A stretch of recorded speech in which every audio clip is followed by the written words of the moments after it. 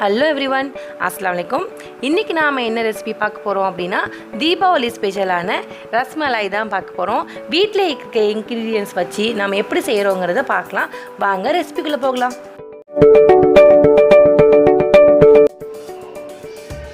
First இதுக்கு நான் 2 cup பால் கொதிக்க வச்சுக்கிறேன். அடுத்து ஒரு பவுல் எடுத்துக்கோங்க. இப்போது ஒரு பவுல் எடுத்துக்கிட்டாச்சு. 1 கப்பு மில்க் பவுடர் ஆட் பண்ணுங்க. அடுத்தது 2 ஸ்பூன் மைதா மாவு,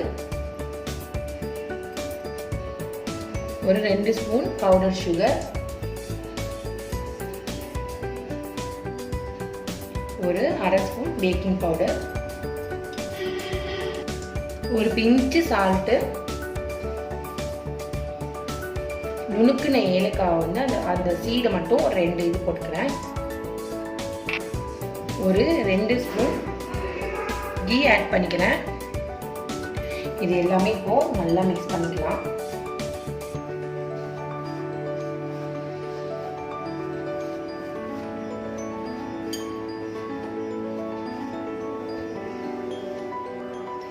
அடுத்து ஒரு முட்டை அடிச்சு வச்சிருக்கேன். அதை கொஞ்சம் கொஞ்சமாக இது மேலே போட்டு இதை அந்த மாவை பிசைஞ்சிக்கலாம். ஜஸ்ட்டு கொஞ்சம் கொஞ்சமாக போட்டு பேசுங்க. இது ஜஸ்ட்டு மில்க் பவுடருங்கிறதுனால சீக்கிரமாக திரண்டு வந்துடும்.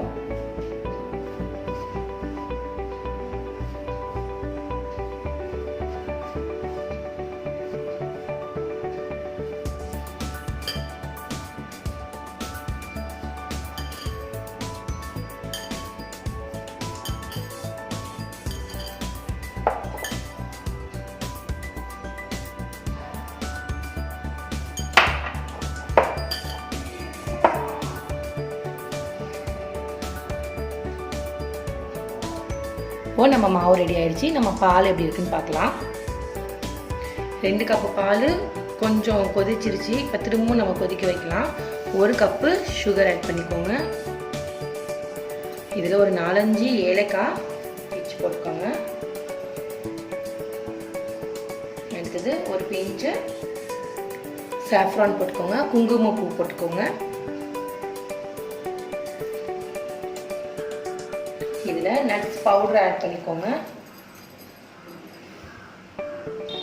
இப்படி நல்லா கொதிக்க வச்சிங்கன்னா ஆல்மோஸ்ட் மில்க் திக்காயிடுச்சு. அடுத்தது நம்ம இந்த மாவை இப்படி உளுத்து வச்சிடலாம். உளுத்துட்டு கொஞ்சம் கொஞ்சமாக எடுத்து பால்ஸ் பண்ணிக்கலாம், ரவுண்ட் பண்ணிக்கலாம். இந்த மாதிரி ஃப்ளாட்டான உருண்டைகளாக எல்லாத்தையுமே நாம் செஞ்சு எடுத்துக்கலாம். இப்போது நான் எல்லாமே உருட்டியாச்சு. அடுத்தது நாம் இதை நம்மளோட பாலில் போட்டு கொதிக்க வச்சிடலாம். குங்குமப்பூ ஏலக்காய் எல்லாம் போட்டு பாலே அப்படியே கலர் மாதிரி சூப்பராக இருக்குது. இதில் நாம் இப்போது நம்ம உருட்டி வச்சதை போட்டுடலாம். நான் இப்படி நீட்டமான ஷேப்லேயும் போட்டிருக்கேன். எல்லாத்தையுமே பாலில் போட்டுடலாம்.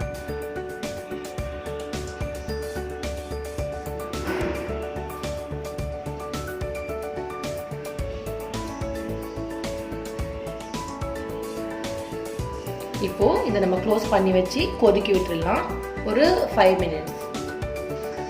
பாருங்க, நம்மளோட சூப்பரான ரசமலாய் ரெடி ஆயிடுச்சு. நல்லா கொதிச்சிருச்சு. இப்போ நான் ஸ்டவ் ஆஃப் பண்ணிடுறேன். ஏன்னா நம்ம போட்டதை விட நான் ஒரு உருண்டையும் உங்களை காமிச்சிருக்கேன். ஆனால் அது எவ்வளோ பெருசாக இருக்குன்னு பாருங்க. ஒரு உருண்டையும் டபுள் சைஸில் ஆயிடுச்சு. இப்போ நாம் நான் ஒரு சின்ன நீட்டமாக ஒன்று போட்டேன். அது என்ன எவ்வளோ பெருசாகிடுச்சின்னு பாருங்கள்.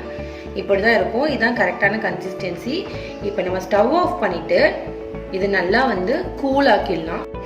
நம்மளோட சூப்பரான ரசமலாய் ரெடி ஆகிடுச்சு. இப்போ நான் இதை உங்களுக்கு ஒரு பவுலில் ஷிஃப்ட் பண்ணி காட்டுறேன்.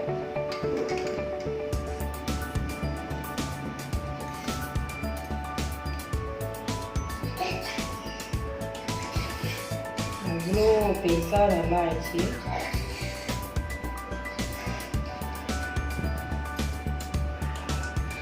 அவ்வளோ சாஃப்ட்டு.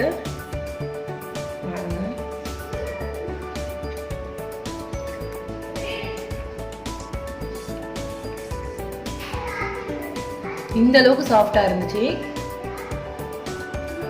டேஸ்ட் வைஸும் செம சூப்பராக இருக்குது. கண்டிப்பாக நீங்கள் இந்த தீபாவளிக்கு உங்களோட ரசமலாய் ட்ரை பண்ணி பாருங்கள். உங்கள் ஃபீட்பேக் எனக்கு சொல்லுங்கள். என் சேனல் உங்களுக்கு பிடிச்சிருந்துச்சுன்னா மறக்காமல் வகிதாஸ் கிச்சனுக்கு சப்ஸ்கிரைப் பண்ணுங்கள். தேங்க்ஸ் ஃபார் வாட்சிங்.